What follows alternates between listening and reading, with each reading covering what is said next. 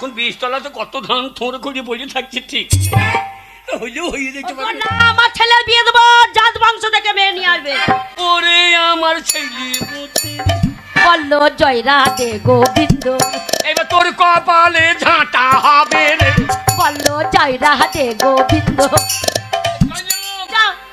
কাজ কর হ্যাঁ বিয়ে সব জোগাড় কর সব জোগাড় করছি হ্যাঁ। আর বাবা কোলাই এই বিয়েতে কেমন ভোজ করেছে দেখিস তো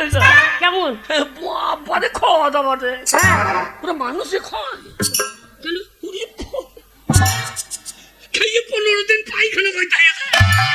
পুণ্যে অত খাবার দরকার কি